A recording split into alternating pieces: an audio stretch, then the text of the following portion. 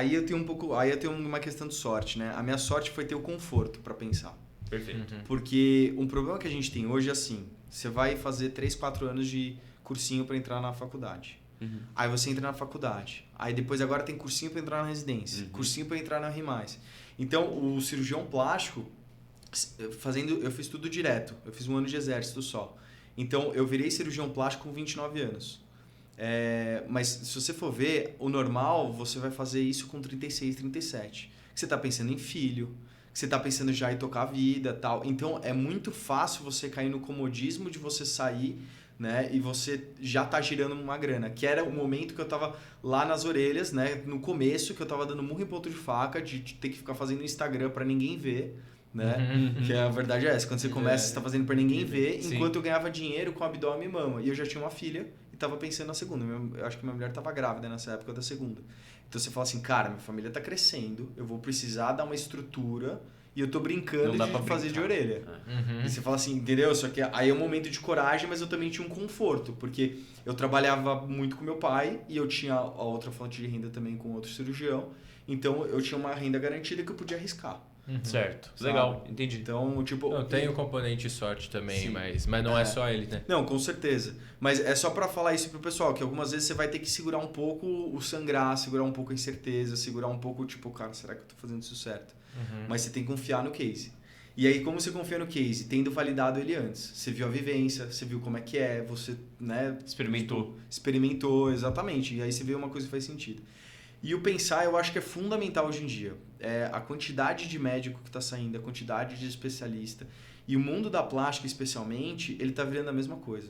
Você se forma cirurgião plástico geral, você tem que meter aquela mesma roupinha que todo mundo coloca, calça apertada, sapato sem meia, né? Camisa apertada. Isso. Aí você consultório bonito. Consultório bonito. Aí você vai fazer aquele curso de mamoplastia em L, de breast 24 horas, e aí você faz aquele mesmo Instagram, a mesma fórmula de sucesso de todo mundo. Na hora que você faz tudo isso, a pessoa que chega em você, ela não vê o seu valor em relação ao outro. Porque você está maquiando com tanta coisa que você não consegue ver quem é o Dr. Guilherme. Você está vendo aquela mesma máquina de todo mundo. Então o que ele faz? Baliza no preço. Então você começa a relação médico-paciente com um balizamento de preço. Entendeu? Então eu saquei isso e falei, cara, eu não quero isso para mim. Eu não quero entrar nesse mundo, nessa guerra. Que aí quem estudou, e na época eu li e tal, do Oceano Azul e do Oceano Vermelho. Que é aquela história, você tem os 2 oceanos, o vermelho é onde você tem aquele peixe e todos os tubarões estão sangrando por aquele peixe. E o azul é uma coisa que ninguém está olhando. Pode ser bom ou pode ser ruim, sabe? Mas se for bom, você vai nadar sozinho. E aí, o legal disso é que eu consegui criar uma outra linguagem. Então, eu não entro muito nesse formato, né? Então, eu gosto de usar camiseta. Eu adoro blazer e camiseta. Eu fico muito... É confortável, né? É confortável, entendeu? Confortável. Eu adoro... Eu atendo segunda-feira, meu dia de scrub no consultório. Eu vou de scrub. Acabou. Da hora. É o que eu gosto, entendeu? Mas por quê? Porque o paciente está lá não pelo que eu visto, mas porque eu consigo fornecer de valor para ele. E aí você entra em precificação. Qual que é o meu valor? Entender a demanda da dor da orelha. Por quê? Ninguém está olhando para isso, ninguém tem essa vivência, ninguém sabe o que está passando na cabeça dele. Mesmo o cara que quiser, ele vai demorar para chegar lá, né? É uma coisa que eu e o Gui, a gente sofreu um pouco quando a gente começou a falar de especialidade médica, porque hoje qualquer um pode vir e falar sobre especialidade médica. Mas você viveu X anos conversando com tantos especialistas para você de fato aprender o que é um processo de escolha da especialidade médica, a orelha é a mesma coisa. Um cara pode dar um gás brabo, já ter um Instagram famoso, começar a falar de orelha. Mas ele viveu a quantidade de experiência que você tem para falar de orelha com propriedade? Não, então por isso que você entrega valor, né? Exatamente, porque eu já errei muito, né? Eu já errei, mas eu me dediquei aos meus erros para reparar eles e tal, e você vai aprendendo. É assim que é a minha filosofia de construção. E aí hoje eu consigo ter uma linguagem que é justamente essa. Então o problema do mundo das orelhas é que as pessoas pensam que a orelha é colar. Acabou. Então o que eu recebi no consultório de paciente que tinha uma orelha amassada, uma orelha de elfo, outros diagnósticos, e ele passou em cirurgiões bons, e eles simplesmente chegaram a orelha para perto da cabeça, são inúmeros. E aí você não resolveu o problema do paciente, você só tentou esconder ele. E que essa é a grande visão. Então, na hora que o paciente chega lá e eu entendo o que ele está querendo dizer, faço análise e chego nesse ponto, ele fica satisfeito e agrega valor. Antes da cirurgia, você já está sanando a dor do paciente, né? Antes do procedimento em si. Você já ouviu o que ele tinha para falar. Isso é uma construção que começa no Instagram, no site. Como? Quando eu comecei focar em orelha, eu não sabia das dores, eu não sabia da rotina. Então o meu Instagram, ele tinha uma visão diferente, assim, sabe? Ele não tinha tanto conteúdo. Então, e eu não tinha muita foto, né? Eu peguei o início da liberação do antes e depois. Esse é um ponto interessante que eu tive um timing de carreira também. Sim. O antes e depois ele foi proibido o antes e depois foi proibido na plástica por muito tempo e teve a liberação quando eu estava engrenando em orelha. Faz uns 2 anos isso. É, exatamente. Então, eu consegui começar a postar os resultados. Só que no começo eu não tinha tantos resultados, né? Então o paciente chegava no consultório e aí a consulta era de 1h e pouco, 1h30, e eu me sentia muito sendo validado toda hora. E eles chegavam de uma forma tipo, você tem foto disso? Quero ver foto, sabe? Então a consulta era uma guerra, era uma briguinha ali, né, cordial, mantendo a relação médico-paciente. E aí com o desenvolver do Instagram, o legal, eu vejo no consultório, eu faço primeira consulta de 20 minutos, 30 minutos hoje em dia. Já viu. Ele já sabe como é que eu trabalho. E aí que eu acho legal, porque assim, o Instagram, muita gente vê como, puta, é coisa de marqueteiro, sabe? É coisa, sei lá... Sim, o cara que só quer pensar em dinheiro. Eu acho diferente, eu acho que é uma construção e é uma vitrine do seu trabalho. Então, é legal levar para lá como você pensa, o tipo de anestesia que você faz, sabe? Quanto tempo o paciente tem que ficar em São Paulo se ele é de fora de São Paulo. Você já está respondendo a FAQ, né? Você respondendo as Frequently Asked Questions. Tudo, você vai olhando no Instagram, já tem tudo. Lá. Ele chega lá com metade das dúvidas sanadas, ele só quer ver se ele vai com a sua cara mesmo e se bate o santo para operar. Gui, os pacientes vão no consultório hoje em dia para eu ver o caso deles, para eu encaixar na cirurgia que eles já imaginaram. Eles vão para eu fazer simulação manual nas orelhas dele, e eu trabalho com scan 3D, que você consegue modificar a orelha, é bem legal. E ele vê uma foto de como mais ou menos vai ficar nele. Exatamente. Tipo então, assim, para eu olhar o caso dele e simular como vai ficar, para ver se o santo bateu, se eu sou de verdade. Então, tem alguns... isso é até engraçado. Teve um paciente que eu faço muita videoconsulta, muita. E aí, a gente faz a cobrança da videoconsulta antes da consulta. E o paciente ficou inseguro e eu já tinha falado com ele no Instagram. Então ele ficava mandando, doutor, esse contato aqui do consultório é seu? Esse consultório aqui é seu? Tentando validar porque ele achava que era um golpe, né? Então algumas pessoas acham que você é de mentira.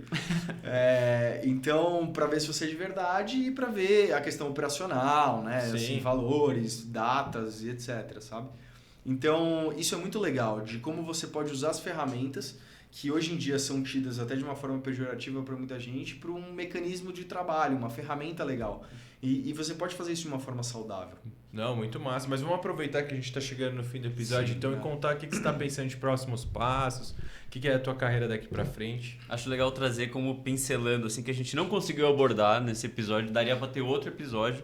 O Dr. Rafael também é um grande empreendedor, na verdade. Verdade. Como você estava falando nas suas palavras, é o Ronaldinho Gaúcho, né? Que cada hora está metido em um rolê diferente e está se envolvendo em tudo. Então, como que também essa vertente meio rapidamente para você e pensando em próximos passos na sua carreira? Bom, quando a gente começa a se desenvolver, né, começa a ganhar dinheiro e tal, aí entra a área de investimento. Mas uma coisa que um amigo meu me falou, ele fala assim, a melhor coisa, o melhor retorno que você vai ter é no seu próprio trabalho.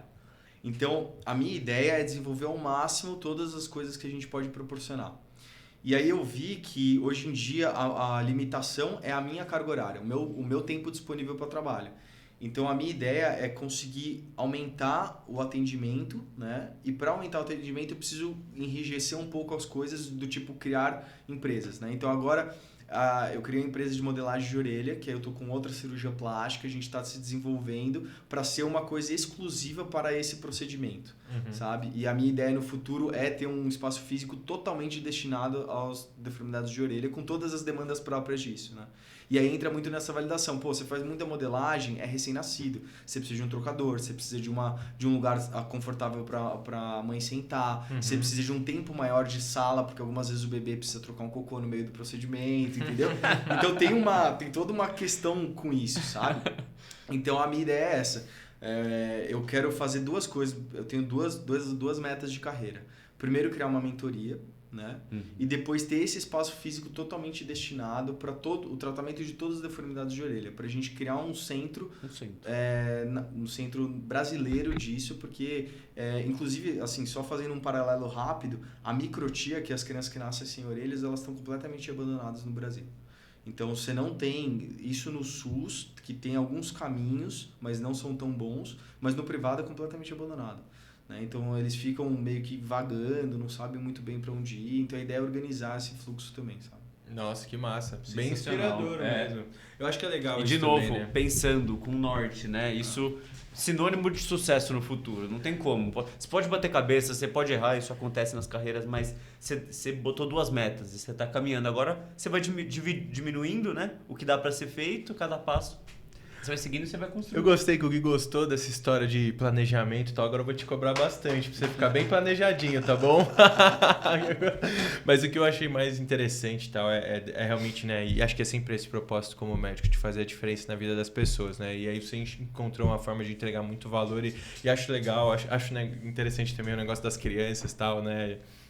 No nosso curso a gente fala disso de um colega que ama criança. Eu adoro brincar com criança também. Então acho que tipo, você consegue juntar algumas coisas que são muito legais, né? Tá com criança, tá resolvendo uma dor de verdade, cuidar da família e do meu ponto de vista de empreendedor, que você falou de um centro, tem todas as dificuldades operacionais, tem que trocar a criança e tal, mas você pode enxergar isso como um problema ou tentar buscar uma solução e, velho, vamos fazer sonhar, e tal, né? Se permitir sonhar, se divertir. Isso é massa. E o legal é que assim, quando você se dedica e as coisas começam a funcionar, você tem o conforto de novo de você fazer o que você gosta. E aí as coisas ficam mais prazerosas, entendeu? Então não é porque você vai crescer, não é porque você vai criar um Instagram, que você tem que gravar um vídeo, um podcast, que você vai deixar de curtir aquele momento. Então é legal as pessoas, principalmente quem está começando, não vê isso de uma forma, putz, tem que fazer marketing. O marketing faz parte e o marketing ele pode ser visto de uma forma ruim, como marketing, né, obrigação, exatamente. Né? Ou ele pode ser uma forma de você mostrar como que você é, como que é seu trabalho e dar a possibilidade das pessoas te entenderem antes de chegar em você, sabe? Não, acho que realmente uma forma sensacional de encerrar o episódio, que eu acho que é essa dor, de fato, que você conseguiu resumir muito bem, que os alunos sentem hoje, de olhar para todo o investimento que é ser médico e tal e falar, putz, ferrou. Será que vai valer a pena? Exato. Mas que dá para fazer, que depende muito, né, de você, mas que existem vários exemplos de que dá para fazer isso acontecer de uma forma que vai ser prazeroso, você não vai ficar com aquela sensação de que você permaneceu uma vida carregando um peso, tal, fazendo escolhas que você não queria, mas precisa ter consciência. E aí, Gui, quer ter consciência? Ó, só acompanhar. Fica de olho na Tijolos Médio que vem coisa, hein? A gente se vê no próximo episódio. Tchau.